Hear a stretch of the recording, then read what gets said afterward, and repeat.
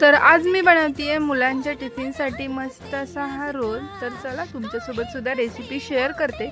तर इथे मी कांदा, टोमॅटो, शिमला मिरची लांब अशी कापून घेतली आणि मस्त अशी तव्यावरती भाजून घेतलेली आहे। तुम्ही बघू शकता छान भाजली गेलेली आहे। जास्त भाजायची नाही, थोडंसं रोस्ट करायचं।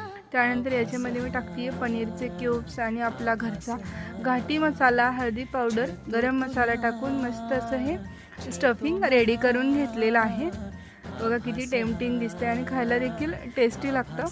त्यानंतर इथे मी कणिक मळून घेतलेली आहे। मस्त अशी याची चपाती लाटून घ्यायची आणि भाजून देखील घ्यायची या पद्धतीने।